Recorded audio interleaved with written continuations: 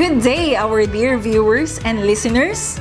Welcome to another episode full of learning and fun only here at Salida TeleRadyo. I am your teacher host, Teacher Melky de la Serna from La Filipina National High School. We are in La Filipina National High School official Facebook page and simultaneous broadcast with our partner radio station 98.3 Gold FM, Cuyao, no? Today, you will learn another interesting topic about positive and negative messages conveyed in a text. In English 8 Quarter 2. Together with your teacher broadcaster, Teacher KATHERINE Amor Semblante. Now, I will turn you over to Teacher Kathy. Hello viewers, listeners and dear students. Welcome to our lesson this afternoon. Still, we are very glad and happy because despite this pandemic that we are facing, we will still be able to discuss and deliver our lesson to you. Our lesson this afternoon is positive and negative messages conveyed in a text that can be found on your Module 5 in Quarter 2 in our English lessons. But first, let us know our objectives. The first objective is recognize positive and negative messages conveyed in a text. The second one is to resolve the impact of the negative messages and make it into positive. Now, before we begin, let me ask you a question. Have you heard someone gave you a negative comment or negative message? How did you respond to it? How did you react to it? Another one. Had you given someone a negative comment? How did you feel about it? Have you thrown or uttered to someone a negative comment? And how do you feel about it?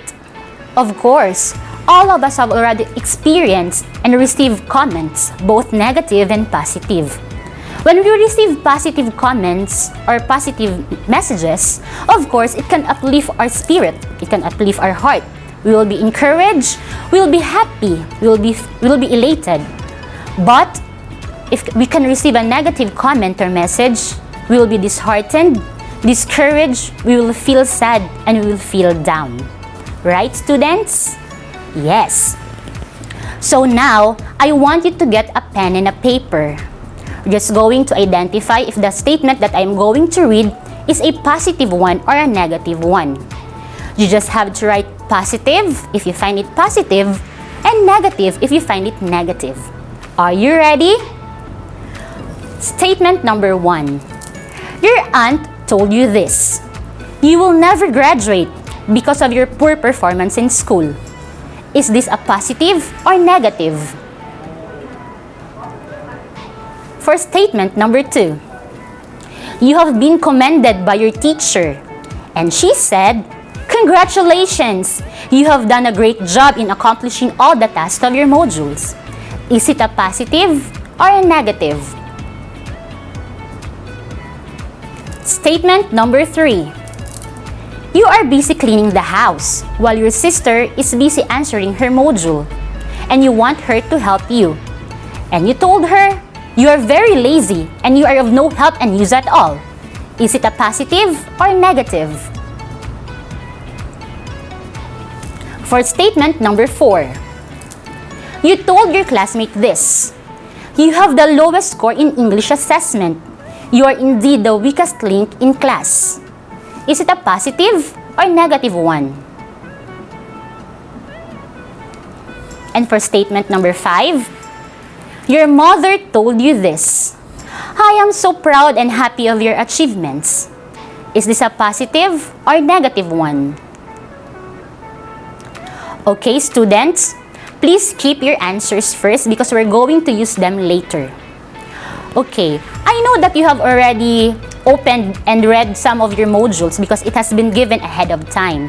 Now, I want you to get your module number 5 and turn to page 8 and find out the story, One Story, Many Lessons. I guess you have already read this story, but I'm going to give a background information about this story. In the story, one story, many lessons, there is the one character who is Johnny. And Johnny is the youngest in the family. His father told him one morning to quit school. So Johnny begged and told his father that his studies will not cost him any cent. He will strive and he will try very hard to send himself in school. So Johnny, at age 11, washed cars, mowed lawns, danced on street corners, and shined shoes. He earned a living through these jobs because he really wanted to finish his studies. Years passed. He graduated and finished his studies. And in Second World War, he was able to fly small planes. And then, he became not just a pilot, but he became an owner of an airport. So as you can see, students, his father told him some negative comments and messages. But what did Johnny do? I will ask you this question. What was the negative statement heard and received by Johnny? Of course, he received that when his father told him that he needs to quit school and he needs to help in the farm in order to help his family. But how did Johnny take the negative message he heard? Johnny begged. Of course, he was disheartened at first. He was discouraged. But then, he begged and told his father that he will continue his studies. And what did Johnny do in order to turn his negative situation into a positive one? He took that negative statement of his father as a challenge. He earned a living, he looked for jobs in order to pay his school obligations and be able to send himself in school without costing any cent from his father. So as you can see, students, we can turn a negative statement or negative comment into a positive one. So let's try to differentiate a positive message and a negative message. When you say positive message, it is a type of communication that provides good news, acceptance, encouragement, or congratulations. Meaning to say, when you say a positive message, it is a message or comment that can uplift one's spirit, that can encourage someone, that can give elation, that can give joy, that can give gladness to someone. It will eventually help you to be motivated and challenged to strive harder. And when you say negative message, these are rejections or discouragement that can create hardship for a person emotionally. Meaning to say, a negative comment can dishearten, can discourage, can make someone feel down, can make someone sad, and can hurt and pain someone. Okay, let's go back to the statement from our task 1. When you answered positive or negative, let's try to find out what is the given situation. Is it a negative or a positive one? Your aunt told you this. You will never graduate because of your poor performance in school. Is this positive or negative one? Of course, this is a negative statement. Because once you heard the statement from someone, especially from your aunt, you will be disheartened, you will be discouraged. Eventually, you may cry, right? But how can we turn this statement into a positive one? Your aunt could have told you this. You will only graduate if you will improve your performance in school. So which is better, the first statement or the second statement? Of course, the second statement is better because this is a positive statement that eventually can make someone go for and do for everything. Can strive. It will make someone to do better and to strive harder in study so that he can graduate. Statement number 2. Congratulations! You have done a great job in accomplishing all the tasks of your modules. This was told by your teacher. Is it a positive or negative one? Of course, this is a positive comment, right? Because you have been commended by your teacher. And how would you feel about it? Of course, you will be encouraged to do more. You will be happy. You will be excited, right? Statement number 3. You told your sister this. You are very lazy and you are of no help and use at all. Is this a positive or negative comment? Okay, this is a negative comment because you can turn this into positive one. Try to imagine how would you feel if your sister will tell you this statement that you are lazy and you are of no use and help at all. Of course, your sister might be discouraged, might be disheartened. In layman's term, malain imong igsuon. So we can change this negative statement into a positive one. You could have said, you can continue with what you are doing after you help me. So this means, at least your sister, you are encouraging your sister that she can continue doing her modules if she will help you. Statement number 4. You told your classmate this one. You have the lowest score in English assessment. You are indeed the weakest link in class. How would you feel if someone uttered this to you? Or how would you feel if someone will tell you this? Of course, you will be disheartened. You will be discouraged. You will feel sad. It might pain you. It might cause you hurt, right? But we can turn this negative statement into a positive one. You could have told your classmate this one. You could do better in the next English assessment, so study harder. So meaning you are encouraging your classmate that she or he needs to study harder in order for her to get better results in English assessment. So you are encouraging, you're uplifting someone's spirit by this statement. And for number 5, your mother told you this. I am so proud and happy of your achievements. Is this a positive or negative one? Of course, this is a positive statement. Because coming from your mother, this statement coming from your mother, how would you feel about it? Well, you will be happy, right? You will feel encouraged to do more. You will be driven to reach for your dreams and accomplishments. So you see, students, it's up to you on how are you going to deliver your comments and messages. Now, I want you to think of something because you are staying at home right now. I want you to think of something that you have uttered to your classmate in group chat or in text, to your brother or sister or to your parents during this pandemic. Maybe you could have told your sibling this one. You will never get high marks because you are not good in school. Imagine, try to be on the shoe of your sibling. How would you feel if someone will tell you you will never get high marks because you are not good in school? But instead of saying this statement, you could have said, you need to be good in your studies in order for you to get high marks. So this one, you are encouraging, but you are not discouraging someone. You are encouraging your sister or your brother or your classmate to do better so that he or she can get high marks. Now, using positive language whenever possible. So as I said, whenever possible, we need to use positive language or positive statements or comments because it can encourage and uplift someone's spirit. You're going to use subtle word. Meaning to say, when you say subtle, delicate, or in layman, or another term, nicer, kanang mas buutan nga term, dili nang mas masakit na term. Subtle word changes can have a big effect on the overall tone of a message. If you're going to use nicer words, if you're going to use kinder words, it will really have a big impact to someone. So instead of using harsh words, why not try to use nicer words when you're talking to someone? And state what to do rather than what not to do. For example, your output have not met my expectations. So of course, this is a negative statement. Your output have not met my expectations. If I'm going to be told like this statement, I will be disheartened, I will be discouraged. Maybe I won't be submitting any longer my outputs. But you could have said, your output could meet my expectations the next time you do it. So this is a positive one, meaning to say you are encouraging someone. You are encouraging someone to do better the next time.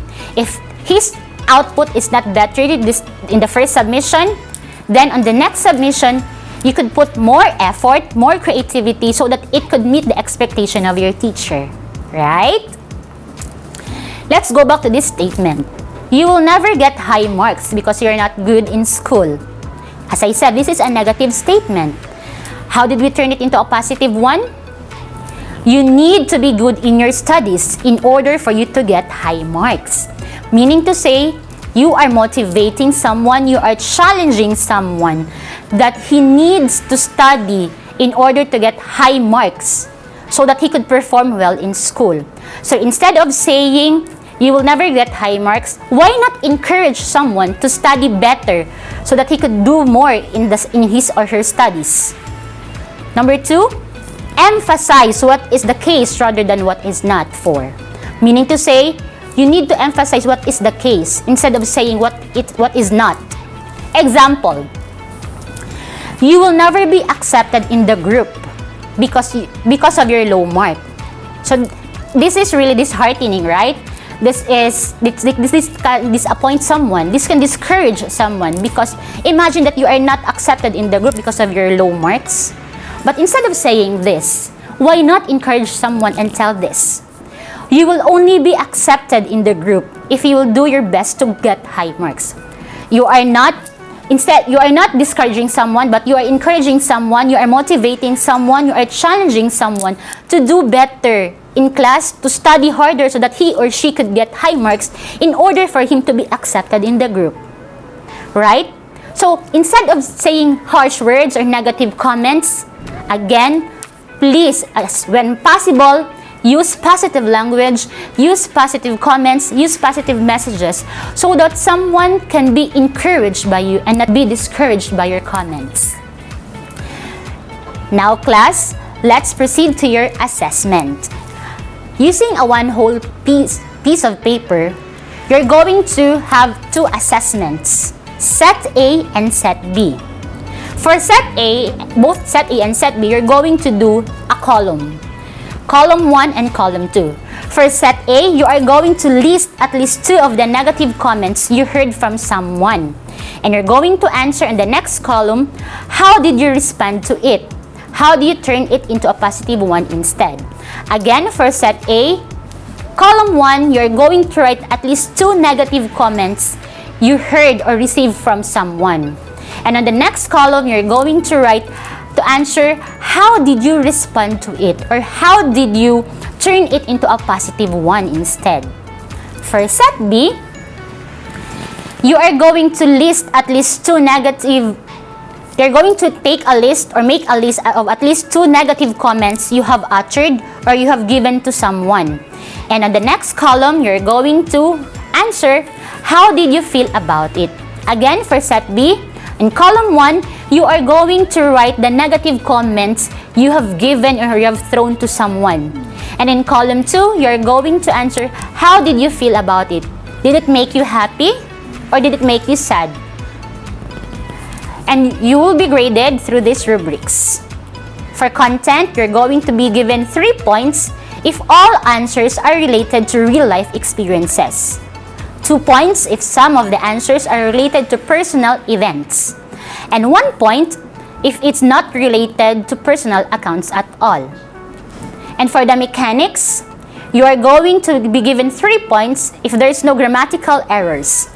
2 points if you committed 1 to 3 grammatical errors. And you can only get 1 point if you have committed more than 4 grammatical errors. You're going to submit this to your English teacher on the next retrieval of modules. And for your assignment, you are going to write a 3-line statement as your reflection. Post it on your social media accounts and send a copy of screenshot to your group chat and to your English teacher. You are going to make a 3-line statement of this. Be kind, for everyone you meet is fighting a hard battle.